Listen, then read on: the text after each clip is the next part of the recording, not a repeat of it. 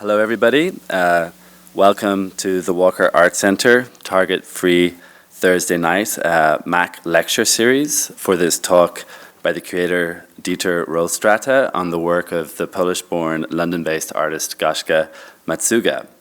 A 2008 nominee for Britain's Turner Prize, Goshka's notable recent projects include the celebrated immersive installation Sleep of Uluru as part of the 2006 Liverpool Biennial, and The Nature of the Beast 2009 to 2010, a year-long exhibition at the Whitechapel Gallery in London, and also the 53rd Venice Biennale in 2009.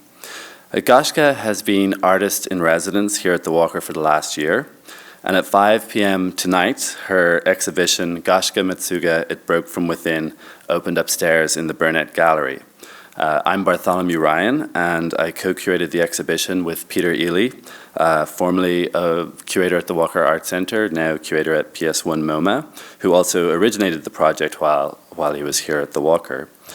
Goshka's exhibition is the result of a long period of research into the Walker as an institution since its founding in 1927 as the Walker Art Galleries by lumber baron and philanthropist T.B. Walker, and its subsequent life as the Walker Art Centre.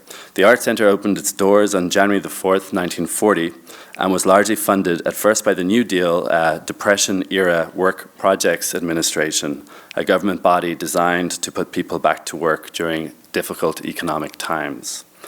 Combining the role of researcher, historian, and curator, Goshka Macuga has taken this history and the subsequent evolution of the Walker through various stages of expansion and renegotiation of its contract with the Twin Cities community to explore the ways in which modern and contemporary art forms and museums have engaged evolving ideas of politics and community.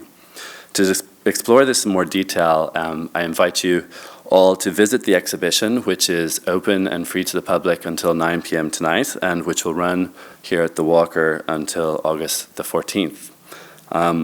There are many people that Goshka, Peter, and I would like to thank for their help in putting together this exhibition, enormous contributions by the Walker crew and staff in general.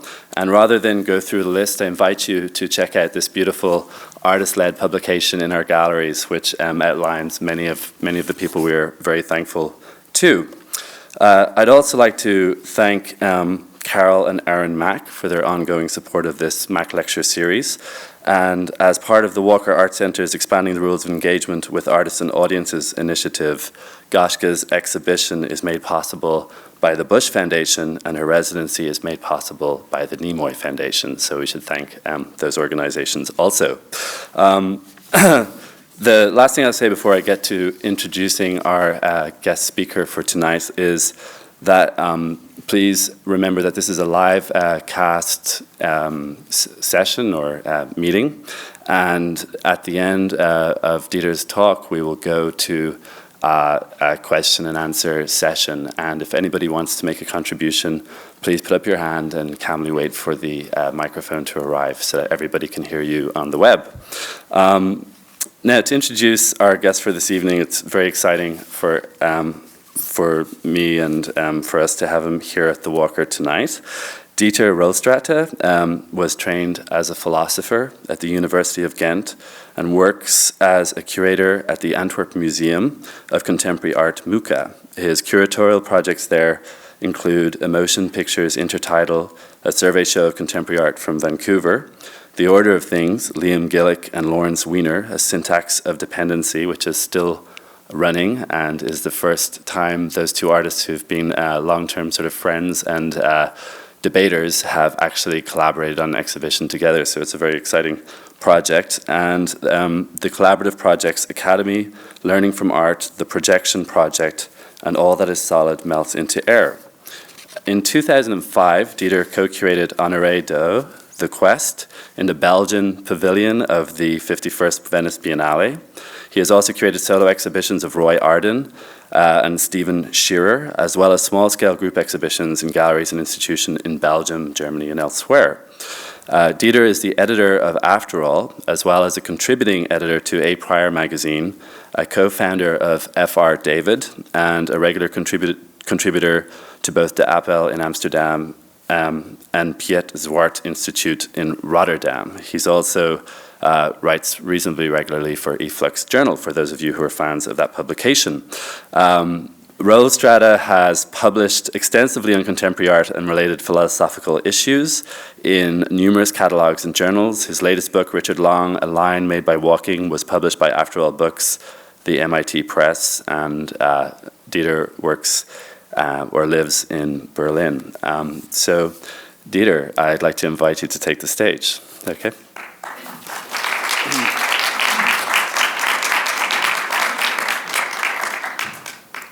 Thanks.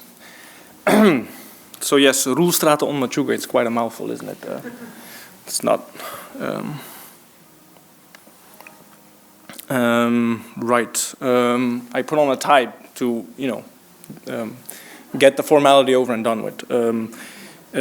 Meaning that the vestimentary aspect is the most formal thing of tonight's talk. I'll try to be conversational, colloquial and casual. And I'm not going to read anything written down. Anyone who wants to consult my writing is free to do so online or by the many publications that were just listed by Bartholomew. And what I would like to do is actually just flip through a couple of slides and philosophize as casually as this tie will allow me to. Well, first, let's start with some undressing. So, right. Last time I talked about an artist, with the artist present in the audience, I was asked to keep the introduction short. I tend to linger always in introducing and very often end up closing a talk with the end of the introduction.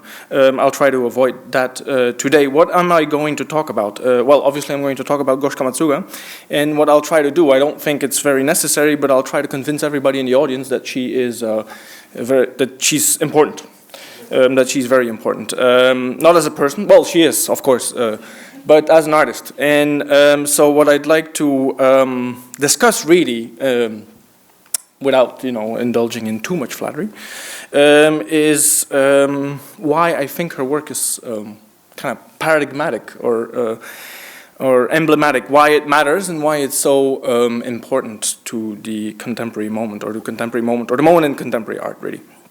And of course, the reason why we're here is reproduced on the screen just behind me. It's this huge tapestry, which I hope everybody has seen in the flesh. Rather than, rather depressingly reproduced here on the screen. It broke from within, and every now and then I'll probably have to look at the artist to get a nod in approval. But I think that the title of the tapestry is, I don't even know. Lost 40. Yeah, we'll get back to that. Lost 40.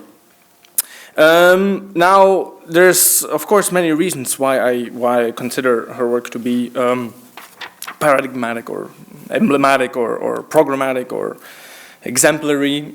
There's a couple more synonyms, I'm sure, up my sleeve somewhere. And one of them has to do, I think, with the the exemplarily labyrinthine nature of her work. The fact that, to just merely explain this work, I would probably need the 40 minutes allotted to me tonight, and I would do it great injustice in many reductions. But complexity or like an idea of a labyrinthine architecture is the very heart of her practice, and. The first, and this was a work that was already mentioned by Bartholomew in the introduction, The Sleep of Ulro is a piece that was realized on the occasion of the 2006 Liverpool Biennial, and it's a little bit the work, I think, that kind of signaled her advent as, like a major persona on the contemporary art scene. It's, again, a work that's probably a little bit too complex to be reduced in a couple of sentences, but basically what it was architecturally was a labyrinth. a labyrinthine, a very complicated labyrinthine structure with many chambers in it. Some of the chambers inside the labyrinth also kind of reproducing labyrinthine imagery. And on the subject of the labyrinth, I also found this really nice image online today, I should say. I have to admit that all of these things were culled off the net just this very afternoon. I've been traveling quite a bit, and it's hard to find the appropriate visual material during those trips. Anyway, so the labyrinth as kind of a guiding formal or a guiding kind of design in my thinking about Goshka's work. And what kind of comes together in the labyrinth are a great number of tropes, of trends, of tendencies, of lines of flight, and I'm just going to single out a couple. Basically, kind of boil down her work. Shame on me, through 4 or 5 major strands in contemporary art production. And that's really the aspect, or that's the sense in which I understand her work to be, well, exemplary, emblematic, paradigmatic. The first strand is one that has to do with a relatively novel concept, something that isn't well, it has a long history in art history, but not a long history as a major force in art history.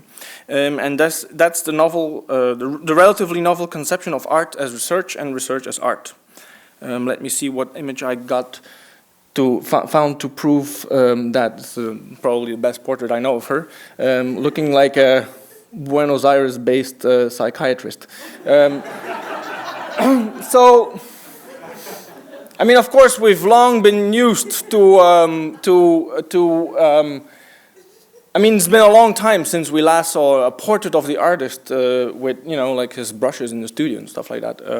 We've long become accustomed to seeing the artist as a more managerial type, or like a tie-wearing type, or a bow tie-wearing type. The artist as an immaterial laborer more than anything else. And in this sense, I think this image to me is an interesting one and a powerful one, because of it represents or it depicts the artist in front of perhaps what is one of her most important toolkits, namely the library.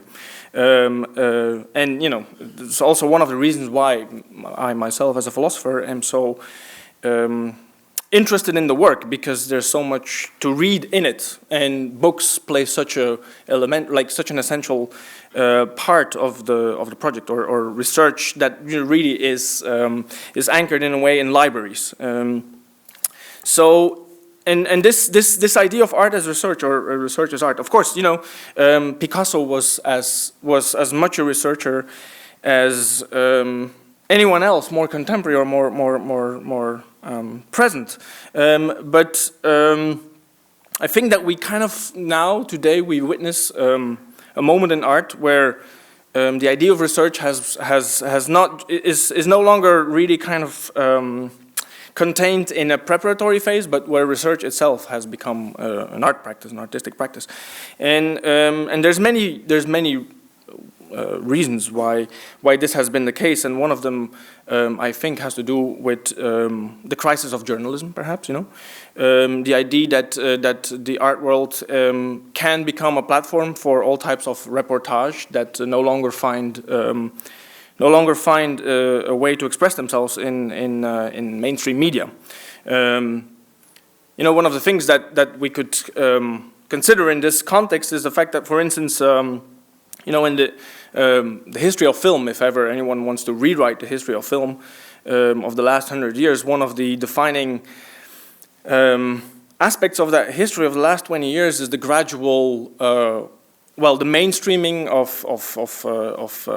cinema culture, or film culture, and the gradual exiling of a lot of kind of more avant-garde film practice into the museum.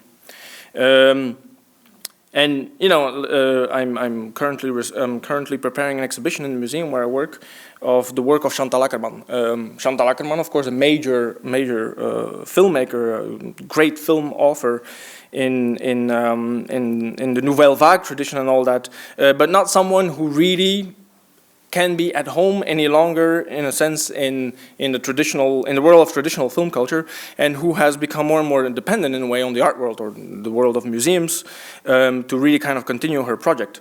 And in some way, we could say that the same thing has happened to reportage and to certain types of journalism, to certain types of documentary activity, for sure.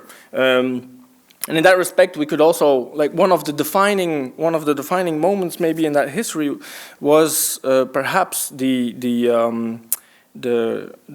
Documenta 11, which many people kind of dismissed. Well, if ever anyone dismissed that document, I wouldn't know why they would do that. But if ever there was any dismissal, it was basically on the grounds that it looked too much like a documentary film festival, or it looked too much like National Geographic or the History Channel. So, kind of an objection in a way, like a mildly conservative objection in a way to the idea that art can be the site of knowledge production. And knowledge production, I think, is, really at the core of Goshka's practice, in a sense. So, yeah, hence the picture of the artist as a librarian or psychoanalyst. Now, this, for those of you who would recognize him, is A.B. Warburg. Renegade, slightly loony, Nietzschean, post-Nietzschean art historian who, a long history of art historical brilliance, also a long history of mental instability. And he is an interesting figure, not just because he shows up, or he's been a bit of a guiding light in some of Goshka's earlier projects. One of the biggest projects to date was an exhibition at the Kunsthalle Basel, I Am Become Deaf, in which A.B. Warburg played a quite crucial role. He was kind of the patron saint that oversaw the conceptualization of that exhibition. And A.B. Warburg, it's quite interesting to see how many artists today, how many contemporary artists, and not like major or quite important or highly regarded emerging figures.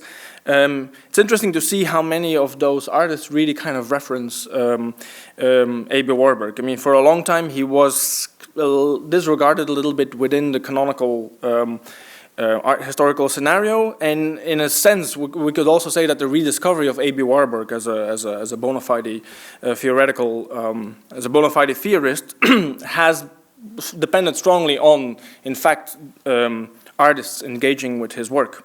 And Louis Jacob is a Canadian artist who has been important in that aspect. Jeffrey Farmer, Vancouver-based artist. Has worked with the legacy of A.B. Warburg, and A.B. Warburg. So kind of the slightly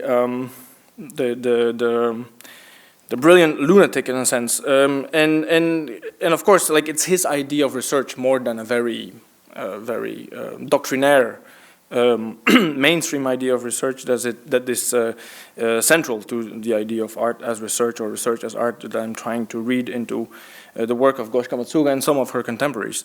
And A.B. Warburg is probably best known for this work, the Mnemosine Atlas, which is like an art historical project, a comparative art historical project that consists of, I think, something like 95 sheets that all look like this. Kind of like blackboard with, they're black panels with art historical reproductions stuck to them. And I'm calling up this image because it looks so much like so much art that we see today. In fact, in many kind of contemporary art venues, collage. And in fact, I think is also is an art form that has undergone something of a renaissance in the last 10 years. And I think this renaissance is also related to issues of craft, which I'll come back to later. But I think that the persistence of Warburg as a force is visible in the fact that so much art really has taken up his model in a way. This is not it's an interesting image that I found today as I was Google image searching the verb weaving, which of course is another very important part of Goshka's practice, not because she weaves herself, obviously not, but because, well, she does, but only metaphorically. She weaves together many different strands. And so I was looking for weaving, and then all of a sudden this image came up, which I don't know where it's from, but it looks like a page out of A.B. Warburg's Atlas. Anyway, weaving, right? And another, to kind of wrap up this first point about art as research and research as art, a lot of this also has to do, of course, with the increasing pressure of academization that is weighing down on the art world. And I'm not an expert of art education in the US, but back in Europe, where I am an expert on art education. Back there, I mean, it's something that is almost a daily experience to kind of actually see see various art educations or institutions of art education being invaded by the pressure to academicize, which means, like, to read books, to write, and all that. Like artists, I think in Europe for sure are much more eloquent or well read than they were 20 years ago, and this is also kind of connected, I think, with well, not I think. I mean, it is connected. But there's also this kind of also leads us to the consideration of the relationship between art and bibliophilia. Everybody's always bemoaning the end of the book and the demise of print and all that. But if you walk into any old Walter Koenig, art bookstore in any museum in Europe, you'll find that the opposite is seems to be true. And it's I teach in an art academy in Rotterdam, and it's interesting to walk into artist studios and to no longer be really invited to look at what they do or what they have made or produced as image, but rather to be asked to discuss whatever they are reading at that point, and a lot of it is philosophy and theory and kind of more renegade types of art history. So, yeah, that would be my first point. Art as research and research as art. And art also, yes, art as the History Channel. Documenta 11, as some people kind of misread it, or maybe read it, correctly. The second strand, or the second kind of major trend I would like to distill or distinguish from this very intricate weaving is what I have myself, I should say, referred to as the historiographic turn in contemporary art. Contemporary art's engagement with historiography, with archaeology, and with all kinds of forms of archival research. And, well, we saw a picture of the artist as a librarian, but it could just as well have been a picture of the artist as an archivist, because, of course, that's next to the library. The archive really is, I think, like the atelier in a way of where Goshka Macuga's projects very often unfold. And I know, of course, that her time in Minneapolis was spent mostly in archives and storage of the collection. So the historiographic turn, I mean, there's many turns. It's a word that is often used to demarcate like a movement in art, like the educational turn and the curatorial turn, to which we will be returning soon, the historiographic turn, something that I've written something in on this very subject. This one of the first essay that I published in eFlux Journal was called "The Way of the Shovel," which this is of course being the shovel that we know of, Marcel Duchamp. And it's quite interesting, of course, that an actual shovel is also on view in the exhibition right now. The shovel that belonged to Beuys when he came here to plant 7,000 oaks, is that it? Or basalt stones, or? No, he didn't come here. Right. Oh, right, exactly, yes. But it is his, it's his shovel, you know, so the way of the shovel. So this kind of, you know, turning towards history. This is a work by Jeff Wall. It's called, I forget. It's an excavation site, an archaeological excavation site somewhere in British Columbia, which, you know, was an image that I used to kind of illustrate my point about art's romantic, or its infatuation, or its obsession, even with with an idea of excavating, with digging. And Mark Dian's an artist, of course, who has built his you know, his career in to a certain extent on the very idea of archaeology, of archiving, of digging. And, you know, a lot of people have written about this, about this phenomenon. Mark Godfrey, quite highly regarded English art historian, wrote a piece, I think, called "The Artist as Historiographer," which was published in October in 2003, or maybe a little bit later. Hal Foster, of course, great American art historian, who wrote a text about the archival impulse in contemporary art. All these things kind of, you know, clogging together around the issue of archaeology in a way as one of the dominant paradigms for artistic research. You know, the artist conducting himself or herself as an archaeologist, armed with a spade or a shovel. Well, that's Boyce's broom. Doesn't have anything to do with it. But there's also, well, maybe in the Q&A, right? Someone please remind me. Sweeping up the, oh, sorry. Anyway, what, I mean, I'm a philosopher, so well, no, I studied philosophy. One can study art history and be an art historian, but one cannot study philosophy and be a philosopher. It's a bit of a problem. But as a theorist, yes, right, I'm always interested in trying to figure out why things happen, or why something emerges now, or why all of a sudden everybody is taking the same turn towards the same thing, which of course isn't true at all. You know, I'm being reductive in the extreme, but I'm always kind of interested in certain phenomena, crystallizations, and what they tell us about the contemporary moment. And the contemporary moment is always a very broad political, you know, globally economic one, right? And I think that this kind of historiographic turn, you know, what I have referred to as the way of the shovel in contemporary art, this love affair with archaeology and with the archive and with excavating and you know, the assumption that the earth is going to yield an idea of truth or a remnant of truth, of course has to do, I mean, all these things I think are connected with something that I think we all kind of experience every day, which I think is something like the crisis of history. You know, the fact that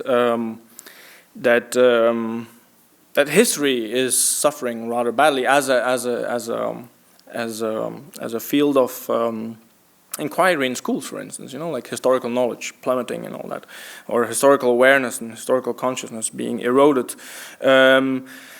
by various elemental aspects of our contemporary, you know, spectacle society. The pressure to, you know, always speed things up, right? The capacity of our computers to always go faster, the capacity of the speaker to always speak faster and make more and more references, the capacity of the artist to show more and more art, like, you know, constant proliferation, which, you know, produces this regime of immediacy, which of course is like, you know, which poses like a terrible threat to the very idea of history and the very idea of memory and remembering. And in this sense, I think that that the historiographic turn in art is a very therapeutic and a very beneficial and benevolent force, in the sense that, you know, here we can see art become a little island in this, you know, like in this ocean of forgetting, or in the ocean of the spectral ocean of forgetfulness, if you allow me the Heideggerian little reference. So, you know, everywhere we are always being asked to forget or to think about the next thing, whereas art, thankfully, every now and then, basically kind of, you know, stands on the brakes and, you know, asks us to remember something. And this cult of the memorial, or the cult of remembrance, is something that I have found to be especially strong in among artists who have emerged really from post-communist Central and Eastern Europe, and this is of course the case of Goshka Macuga, who grew up in Poland and I think made her way out of that country at the very moment of its collapse into something else. And this is a book that is just one of many books. Requiem for Communism by Charity Scribner. It's one of many books that kind of deals with this issue, but because, you know, I mean, post-communist or post-communist states in particular were, of course, kind of forced into an accelerated regime of forgetting, you know, like erasure. And a lot of artists today feel that there's been, well, something really went wrong there, and are kind of, you know, turning back to like a patrimony that they were really forced to forget. David Malkovich, Paulina Orlowska, these names may not mean much, but, you know, they're important young artists. It's a generational issue. But of course, so these are all kind of very good sides in a way, or very good side effects of this historiographic turn. But there's also slight problems with it, and the problem is kind of encased in this very image. And, you know, it's a problem of nostalgia, or the problem of melancholy, or the problem of like, you know, kind of a morbid infatuation with the obsolescent and with the anachronistic and with the archaic. And in a sense, the historiographic turn in art, meaning, you know, artists turning towards archives, towards, you know, whatever has been forgotten, or towards historical minutiae, and a lot of it also has to do with the fact, of course, that, you know, that revisiting art history, the inflation of referentiality in contemporary art. Like there's a danger of escapism that is also implied in this thing. Of course, I think that the fact that this kind of archival impulse became so strong in the first decade of the 21st century is easily explained by the fact that that first decade of the 21st century was so incredibly depressing politically. You know, I mean, they were our darkest times, I think. You know, I mean, like really.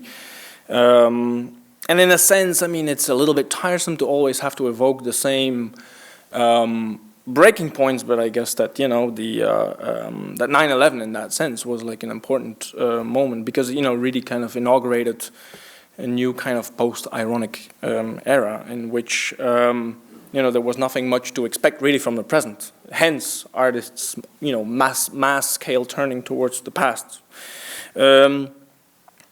And, you know, a lot of art really coming out of people like, you know, Deimantas Narkevičius, who's a Lithuanian filmmaker based in Vilnius, or many of his kind of contemporaries working in Romania, you know, Victor Mann, like I mean, these are all great artists, but very often I find that that the work is like, you know, too kind of deeply mired in a yearning for lost utopias that has completely blocked off the possibility of actually thinking about the future. I mean, let alone, well, the present, let alone the future, in fact. And so here is, you know, there are, of course, also kind of limits to where history can take us. Anyway. I already mentioned, let's see what's next. Yeah, right. Well, this is one of those labyrinthine structures that will take me too long to explain. And explaining is not always the point, of course, so I'll skip this. I already mentioned, you know, art history, of course, can be written by way of many by way of many channels, like, when you could write an art history based on the history of friendships or hostilities or schools or whatever. But one of the kind of most dependable markers of post-war art history, I think, is always see what Documenta brings. Documenta, the big 5-yearly exhibition in Kassel in Germany, and the next one's coming up in 2012, and I can't say anything about it. But in 2000, we already mentioned, how the 2002 Documenta was dismissed by some, as some kind of documentary film festival. And if we will be looking back in a couple of years' time to the Documenta 12, the one that happened in 2007, curated by Roger Burgel, for sure we will find that. One of the leitmotifs of that exhibition was the question: is modernity our antiquity? And in that very question, which in a way kind of in the exhibition itself appeared to have been the most dominant one, in that question itself already it was very apparent that history, or this kind of retrospective glance, was the dominating passion of that exhibition. Like an archaeological optic being kind of the most pressing issue there. And the way in which this made itself manifest was, I think, in the great profusion in that exhibition of art that seemed to kind of evoke a return to craft, and evoke a return to modes of production that long have been deemed obsolete. I remember my first ever Documenta. It's always, it's a little bit like my first whatever.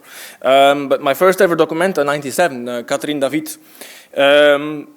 This was the first Documenta to come about after the internet went global, which, apparently it was born in 93. I don't really know, but, and in many ways, that Documenta kind of really, there was one side of it, the Orangerie, in the center of Kassel, was dedicated completely to some kind of internet laboratory. So you'd walk in and all you'd see was flickering computer screens and cables and antennae and lots of technological glitz.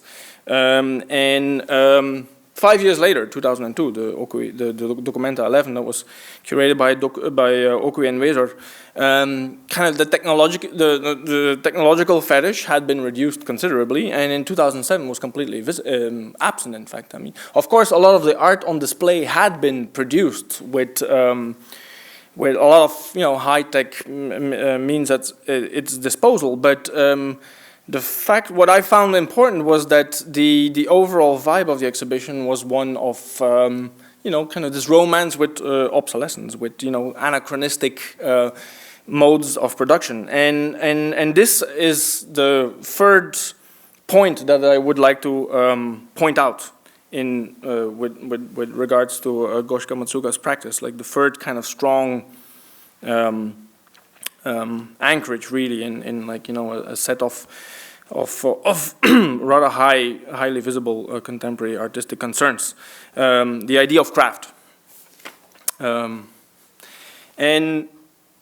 this image is this is an image of an exhibition that took place in a gallery in Munich. It's not so important, but let's just why won't we say it? It's actually the gallerist, right?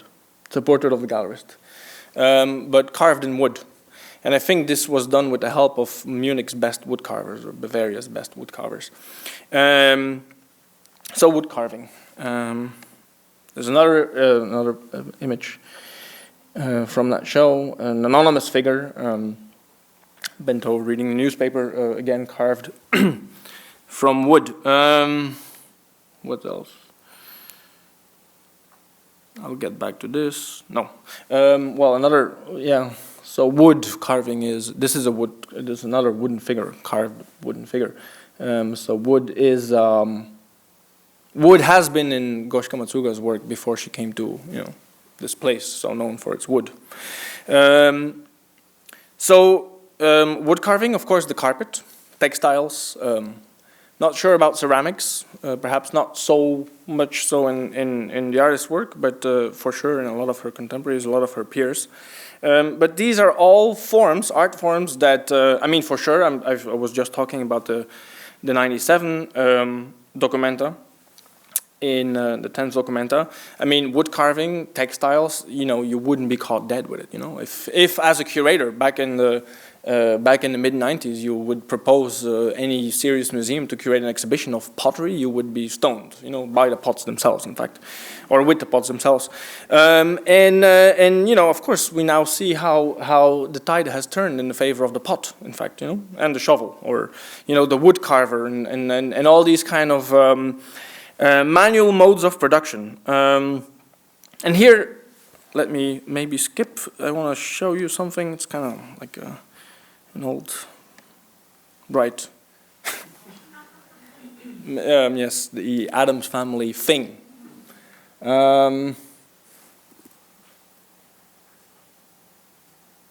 Because, I mean, here's what I always found kind of nicely and enlighteningly ironic.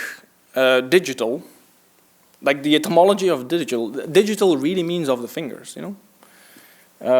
Doesn't have anything to do. I mean, of course, it also has to do with zeros and ones, and you know, kind of all these, you know, digital technology, right? But in its original meaning, digital doesn't mean anything other than it's a specified form of the manual, in fact. And the image that I showed just before is a photograph of an exhibition that I curated in 2009, which also included one of Goshka's pieces, namely the floating Madame Blavatsky. It's a life-size portrait of Madame Blavatsky, the founder of the Theosophical Society, trying to levitate helplessly, or, well, effortlessly, I'm not sure, sir. And this was an exhibition. Well, this exhibition, the title of the exhibition was The Thing, and it was part of a greater ensemble of exhibitions, the title of which was All the Salt Melts into Air. And The Thing was the exhibition, yes, was the title of the exhibition, and I curated with Goshka's work in it. And of course, thingness is like a crucial term, I think, in the discussion of craft. Because why, in a sense, I mean, one could ask, why all of a sudden there has been this, you know, why has the romance with all these forms of craft and you know, obsolete forms of production, why has this romance been reignited among younger artists? Why are so many younger artists, like, you know, doing pottery? It's weird. It's kind of something that would have been a little bit unthinkable 10 or 20 years ago. And of course, I think that has to do with the idea of like a certain kind of fatigue that has coalesced around, you know, the regime of the immaterial that we encounter on a daily basis. And you know, also the fact that sculpture seems to have experienced a bit of a revival is kind of connected to this tendency. And I mean, again, well, documenta is a parameter, so it allows us to read these historical movements, but so do art markets and so do art fairs. You know, and the same thing is true of, you know, very often nothing is more enlightening than kind of sticking to like a draconian regime of going to the same art fair every year after year, and finding that, you know, 10 years ago it was all about photography, then, like, you know, 5 years ago it was all about drawing, and then, you know, like 1 year later it'll all be sculpture and all that. So, you know, we see then this kind of, you know, great, like these grand sweeping movements that kind of seem to course through the world of art production. And so I'd say that that this return to craft or a reignited interest in traditions of craft is connected to some kind of desire, or a new desire for thingness, you know, for the materiality of life in a way. I mean, the fact that we're so used to doing everything immaterially, and of course, you know, money is the first thing that comes to mind as, like, you know, as spectral as the prophecy in a way of the material economy. When was the last time I actually saw, like actual money for something I did? Well, I see it appear on a computer screen. That's it, And basically, and it kind of runs through a worldwide network of terminals, and that's it. And money, of course, has long been at the forefront of dematerialization. And we can't talk about dematerialization, of course, without making a reference here in the context of the Walker Art Center to Lucy Lepard's landmark book from 1973, The Dematerialization of the Art Object, which basically recounted 6 years in the history of the emergence of conceptual art. And the book was published in 73, and I think that 73 is also the year of the end of the gold standard. The moment when, money is forever, cut off its material grounding in gold, in matter, in something that is given to us by the earth, and in that sense, conceptual art is was perhaps part of a global capitalist conspiracy. Lawrence Weiner, the artwork need not be made. Like the money need not be tied to absolute value. I hope he's listening with us. No, Larry. So I'm trying. Digital fatigue is perhaps setting in myself now, but so yes, dematerialization,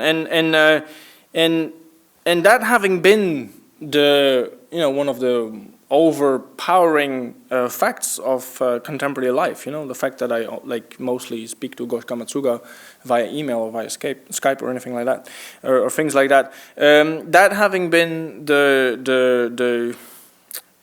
the facts of life that are so impossible to transcend, it's kind of understandable in a sense, and that art has sought to turn towards a celebration of the material in a way, of the factual or of the physical, and that's something that is absolutely visible also in the work of the artists who we're talking about today, and of course, I mean the relationship of Goshka Macuga, or the relationship of anyone working in those idioms like Ricky Swallow or Stephen Shearer, or whoever we want to talk about, Eva Berendes, or like the relationship of those artists to craft is a very complicated one, because of course, as I said, the actual weaving is done by somebody else. But still the choice for a rather ancient and venerable art form as the mural tapestry is quite telling in this regard. I'm not going to dwell on this image too much, but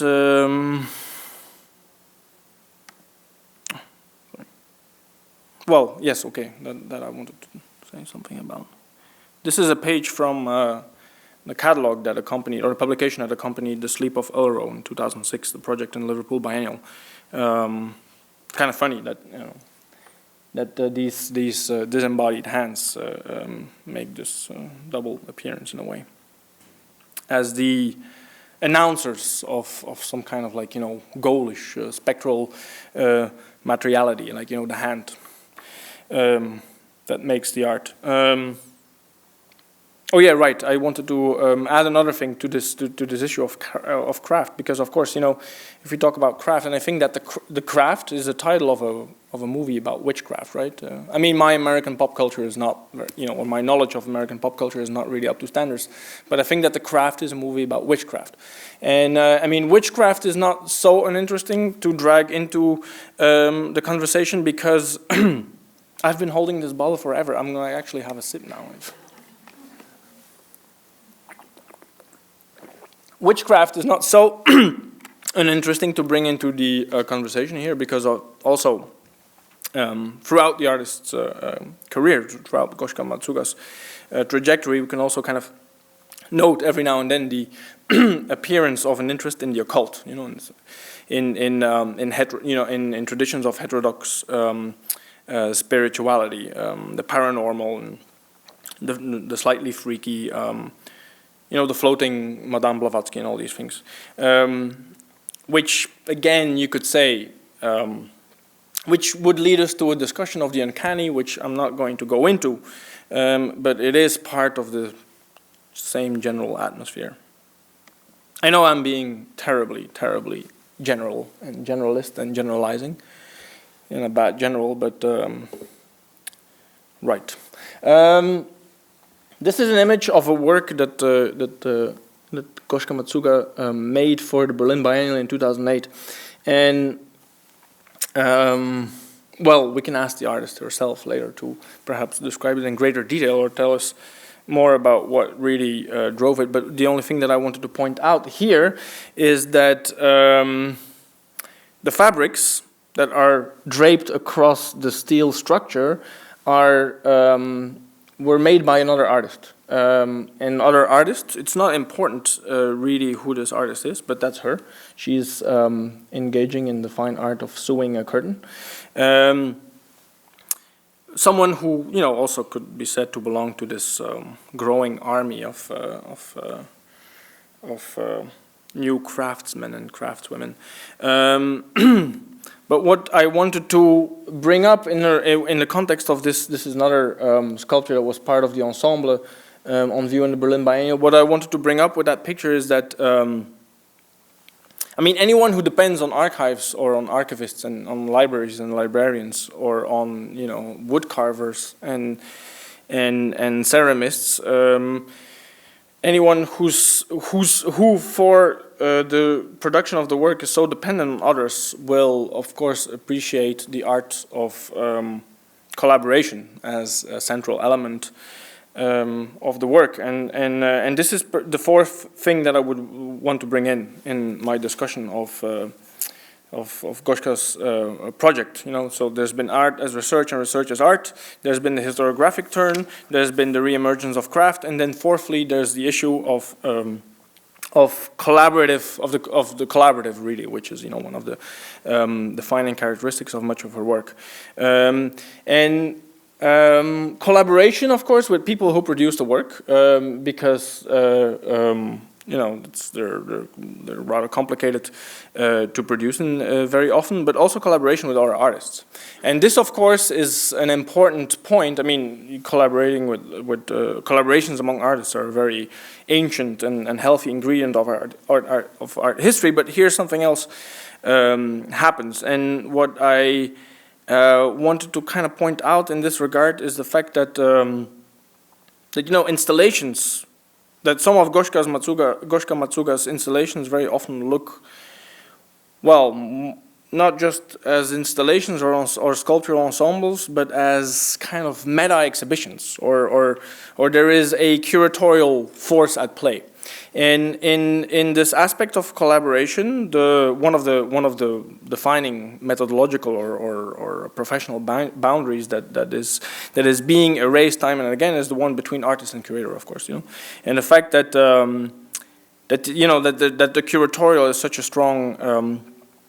a strong aspect of her work, I think, is another element which really kind of singles it out as paradigmatic of our moment in contemporary art. This very willful obscuring of boundaries between disciplines and professions, but also, of course, the systematic interrogations of all questions of authority that kind of hover around the idea of the artist and the idea of the curator, the idea of the critic, the idea of the collector,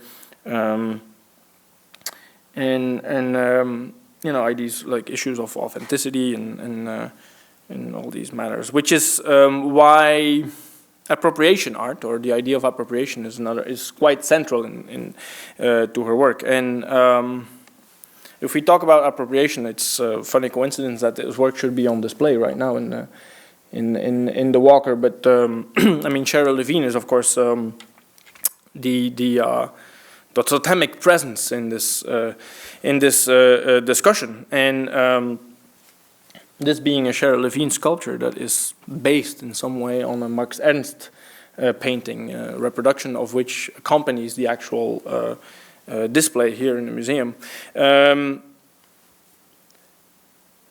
Not sure where I'm going to, but well, yes, yeah. The fact that Sherry Levine is in fact also a presence in the exhibition of Goshka. So the fact that, you know, like the quintessential appropriation artist is being appropriated, you know, and where does that lead us to? And I think that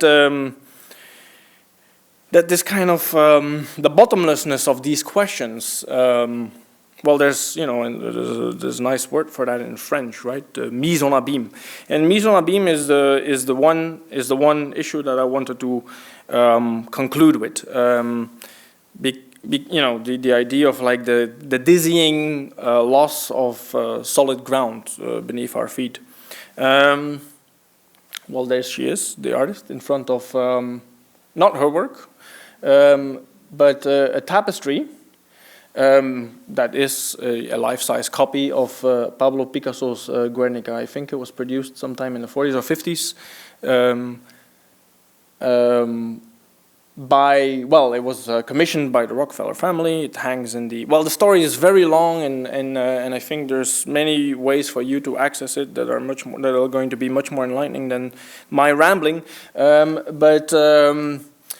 The tapestry, the Guernica Tapestry, was the central object, or was like the central element in a year-long project that the artist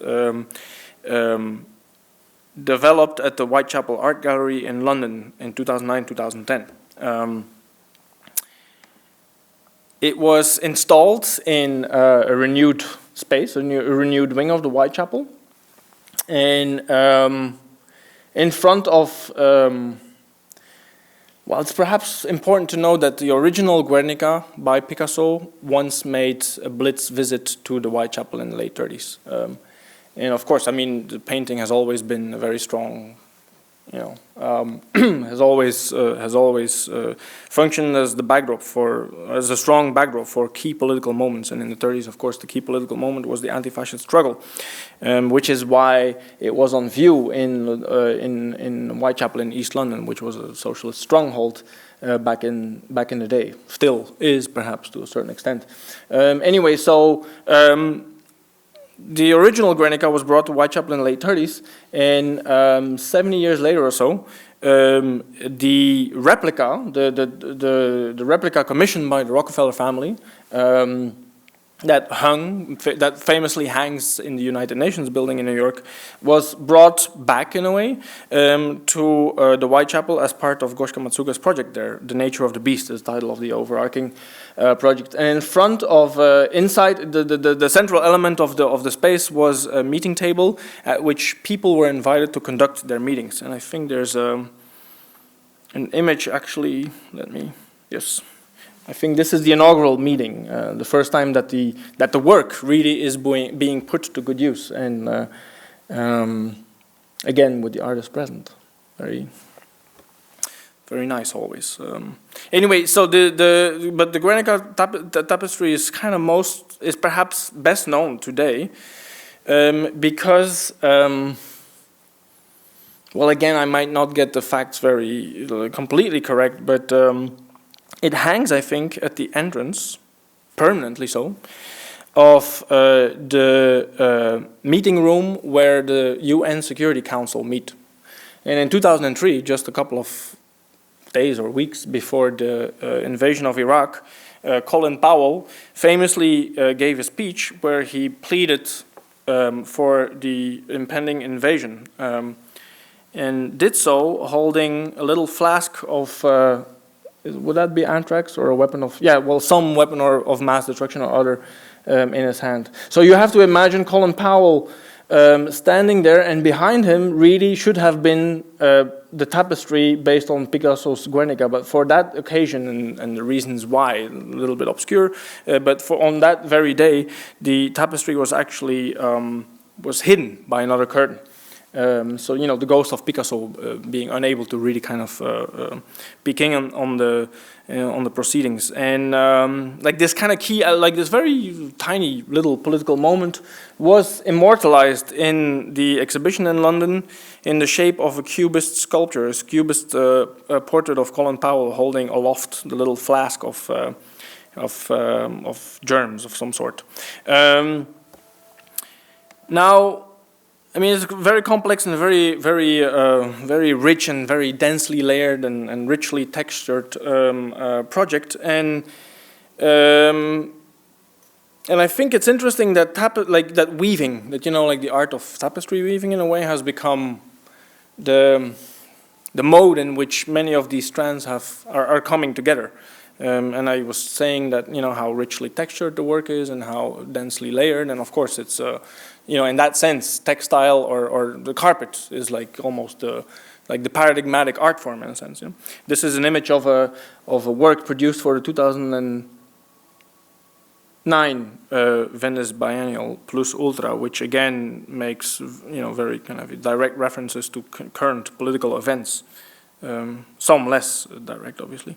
Oh, right, I think I missed an image because I wanted to speak briefly about the mise en abîme. Well, there's an image. I've lost an image, but what I wanted to show, in fact, here is a tapestry that was made after the, after the show at the Whitechapel, depicting a crowd of people in front of the tapestry based on Pablo Picasso's Guernica. I'm not sure if you're still following, but that's really what happens when one stands in front of a work such as this, like this very dizzying the dizzying experience of kind of losing, the losing sight of the frame of reference in a sense. Right.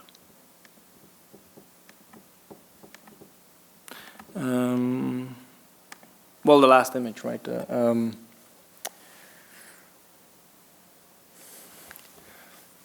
That's it.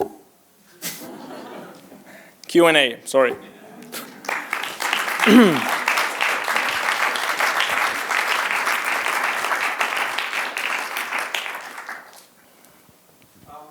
mentioned the danger of kind of recursive. You mentioned the danger of recursive imagery, and could you elaborate on that? What is so dangerous about this constant recycling? And you mean with regards to this? I think it had to do with the historical part. Right, the acceleration of image flows. And you were nice. You're painting a nice picture of kind of like falling down into a whirlpool of less and less something, and I just wanted you to elaborate on that and take it a little bit further, if you could. You mean the mise en abîme effect, like the thing that I just now, or the going back to when you're talking about history. And right, okay.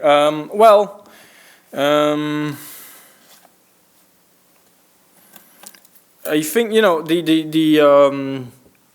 the labyrinth is a great place to be. It's a very powerful image of artistic production, and I think that the labyrinth is also the only architectural form that can truly reflect the complexity of the present moment. But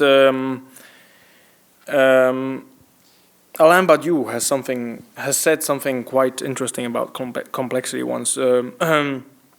Sometimes we can also hide ourselves behind this celebration of complexity so as to not have to do anything, and does that apply to appropriation as well? Yes, I mean what I'm saying is that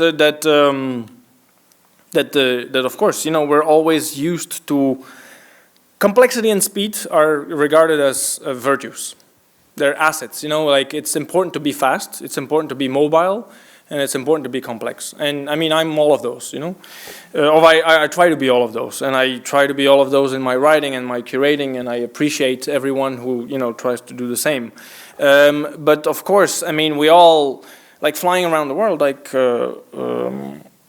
we often do, it's also quite, it's interesting to all of a sudden think about immobility as something that really requires and invites critical reappraisal in a way.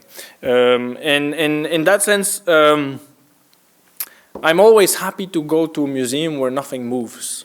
because the world is so full of movement already itself. I mean, of course, it's the first time in Minneapolis, and I don't want to insult anyone, but it's not so busy outside when you walk around the city. There's not like a lot of traffic, but a lot of cities are. A place like London, where Goshka Macuga lives, for instance, is such an insanely intense and exhausting place, and the exhausting quality of it has a lot to do with the pressure of speed, of always having to do more and do more in lesser time, and to be at different places at the same time, and all these things. Like immediacy, like the demands of immediacy, and in a sense, it's really nice that. Like probably my two favorite places in any city always are going to be the art museum and the cemetery. In the cemetery nobody moves because they're dead, and in the museum, well, I mean before, the museum used to be a cemetery as well. It was a place in which you could really trust that nothing would move because it was painting and sculpture.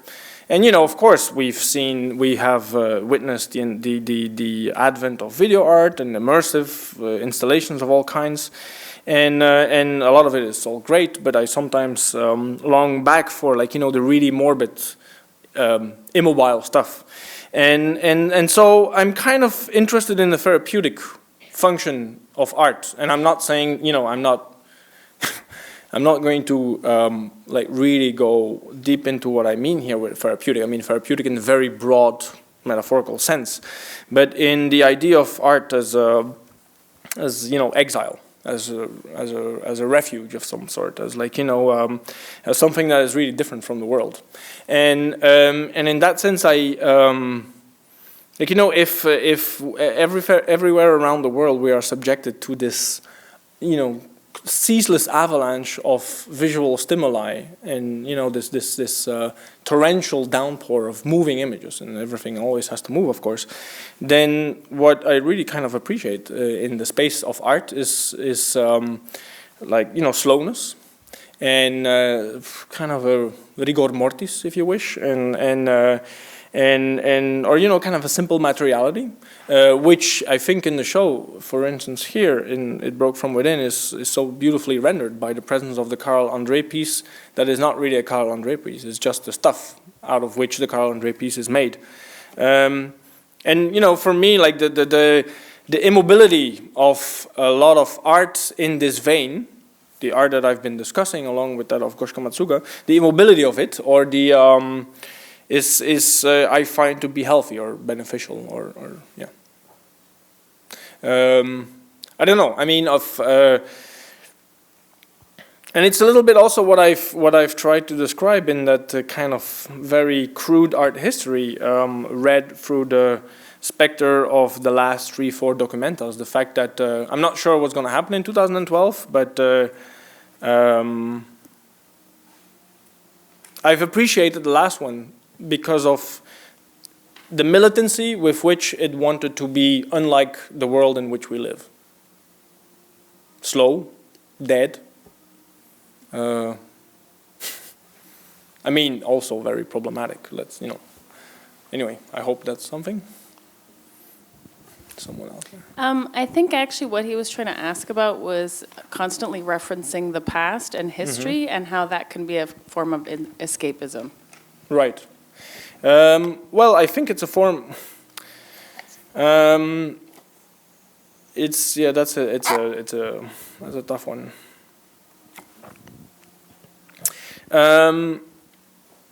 The thing, what's key, I think, in the whole issue of art production that could be subsumed under this, term of a historiographic turn, is striking the right balance between the obvious obligation to remember things that are in the danger of being forgotten because we live in the world we live in, on the one hand, and then on the other hand, trying to keep a safe distance from, a simple fetishization of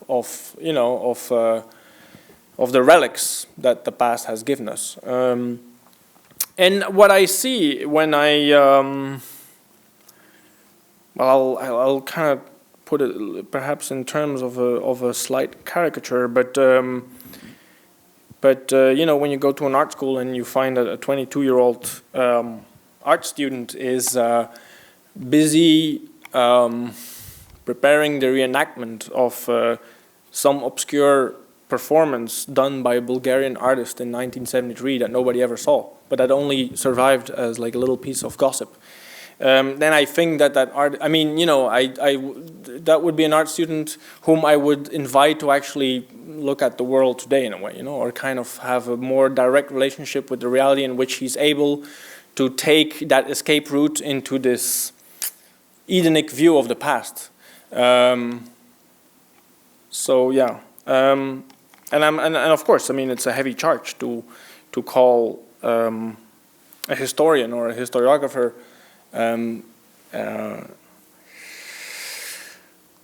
to call these to see some kind of escapism at work there, and but I also understand escapism. You know, I mean, as I said, I mean, the first 10 years of the 21st century were so depressing that I escaped it mostly myself. I mean, in the art, you know, so that's why I'm in a museum, because outside is so nasty. But you want to do, yeah.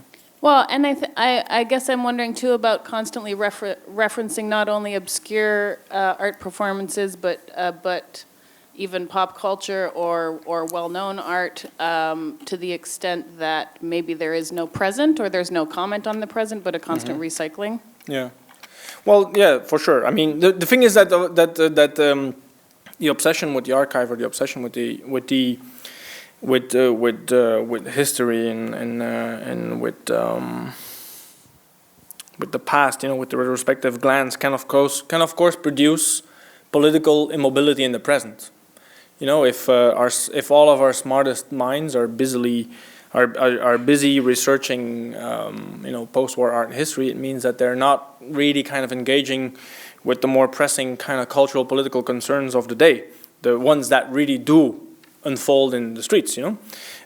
So for sure, there's, you know, like that's where the whirlpool of referentiality becomes like really like a black hole in which it is easy to disappear. But I also wanted to say something about this, like, you know, the hypertrophy of referentiality, which some, you know, it's an important factor in a lot of contemporary art production. You know, the you know, Jonathan Monk really, like being one of the best examples really of that type of practice. I mean, especially when it comes down to references to popular culture, and this is you know, partly in response to your question. The problem of a lot of that work, I think, is that it is kind of built on the assumption that all of these popular cultural references will be understandable to, you know, the next generation of viewers. Which is why I also always find it a little bit problematic to be confronted with art about Britney Spears or something, or, you know, art about Lady Gaga. You know, I mean, are we really, who's to believe that really these phenomena are going to survive into even the next generation, and will, like, the whole code on which those art practices are built become completely illegible? You know, that's a little bit the question really of referentiality. To what extent do you really trust the references to survive and to stand the test of time as you know, dependable markers of cultural development?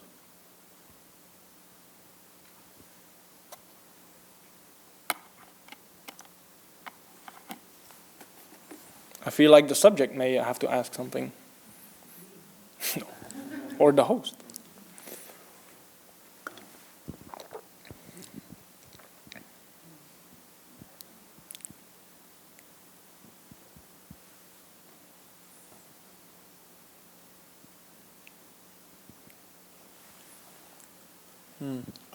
So Dieter, Yes. to ask you a question.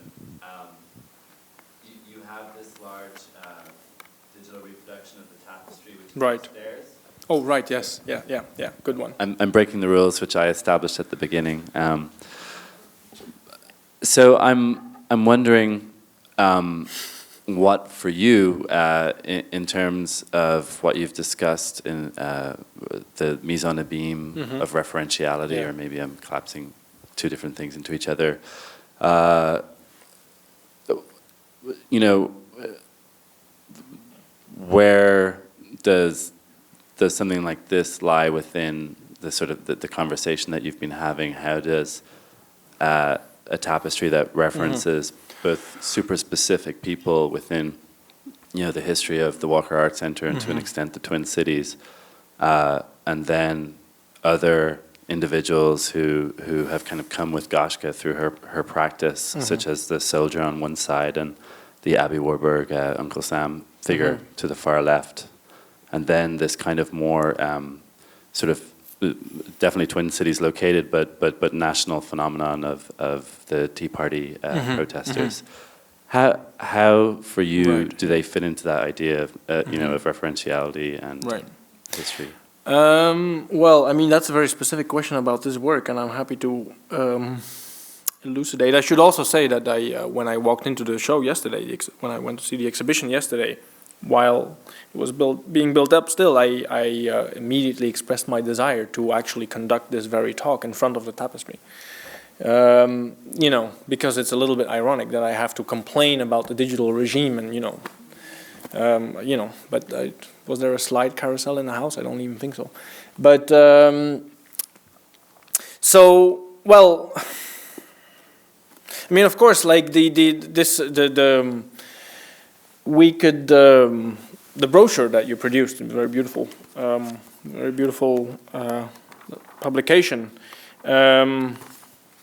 there's lots to read in it, which is, of course, which kind of testament to the complexity of the work, or, like the density of its layers, the fact that we can pick it apart and we can, like there's many, the directors of the Walker Art Center, historically, the artist herself, Warburg, the soldier who also appears in the project that was, the show that was done at the Kunsthalle Basel. But of course, I mean, and I've done a little bit of that too much perhaps myself, but this is perhaps not really what the crux of the artwork, right? Like the having to kind of disassemble or take everything apart, because of course it's much more than it's much more than a historical treatise on divergent strands that kind of come together in this very location, so I kind of want to apologize in a way to the artist for the reductions that I've made myself of the work as mere reportage, but. Like the fact that perhaps again I can kind of bring in the idea of the labyrinth, because this tapestry is based on very solid and serious research conducted over the course of a year here and elsewhere, but it's also not really. I mean, it's not really serious research in this. I mean, it is an art object. It is not like. It's not like a historical tome. I mean, it's very serious research as an art object, but it is built on the associative logic of the artist. Of the artist's decision. It's built on the decision to bring this and that together, and so I mean, the idiosyncrasies that kind of permeate the work of Goshka Macuga as well as that of so many other artists is.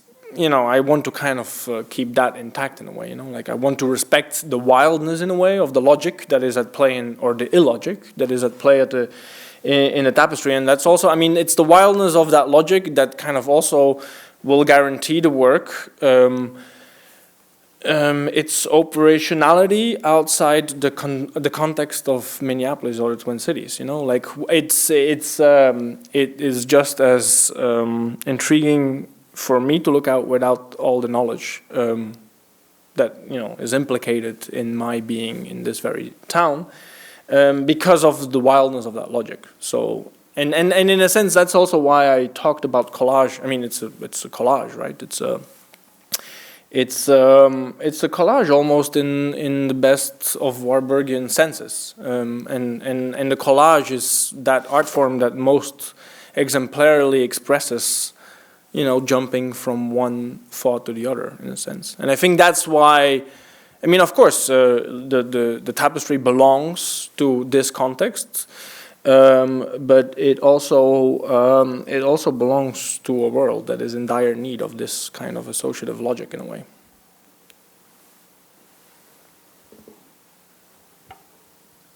I have one more sort of probably Right. slightly rambling question, but with the Goshka Macuga show at the Whitechapel, there was, the events that you've described become, this kind of threading together of the tapestry, which was, in replacing the original Guernica version, and then the kind of serendipity or deliberate serendipity of the way in which that tied into the Security Council and all of this kind of web of kind of associations that Goshka sort of wove and then brought together into the gallery, sort of create this very tangible sort of reality that seems very convincing. And I know in that show a lot of people talked about the way in which she had done within the exhibition kind of what Colin Powell did within his talk at the UN, created something that was sort of fictional, sort of factual, and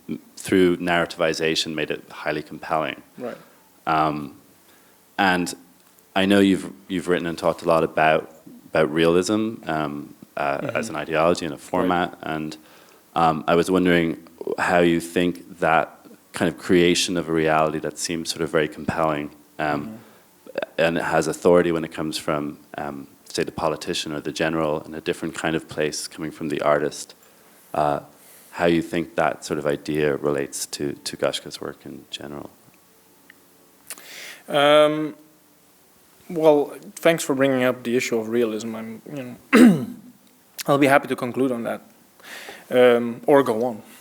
But I think because perhaps that's the core kind of concept in this constellation of ideas.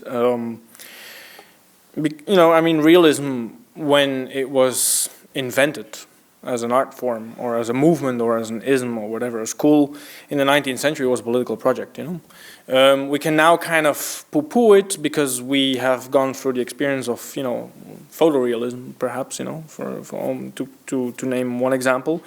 When the manifesto of realism was written in mid-19th century France by Courbet and the likes, it was completely entwined with, a political program of emancipation. To depict the worker and to depict the worker's living conditions. So in a sense, of course, construction is, there's a great deal of construction and fabulation and, narrative freedom in the way that the strands are woven together, for instance, in the Whitechapel project or in this project. But there is still,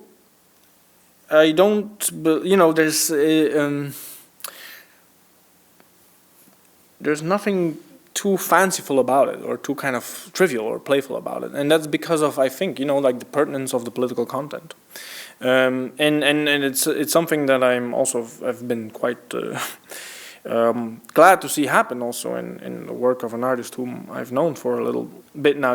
This very explicit engagement with the political, and in that sense, the historiographic turn is not an escapist one at all. It's a turning towards current events, really, and it's a little bit depressing to see so few of that in contemporary art sometimes, or in the highly paid contemporary art. The best show I saw last year, I think, in New York at some point was the execution of Maximilian, or 2 years ago at the MoMA, which just happened to coincide with the execution of Saddam Hussein. The execution of Maximilian being a famous painting by Manet, which again is rooted in a very foundational idea of artistic freedom, but also in a very foundational idea of reportage, and realism's kind of implication in an idea of journalistic activity that is too heterodox for the classroom or too heterodox for the newspaper, but thankfully enough is so well received in the museum, and in that sense I think that. That it wouldn't be so terrible to conclude by discovering that Goshka Macuga is a realist. Or an embedded journalist. She says. Thank you. Thanks. Thank you.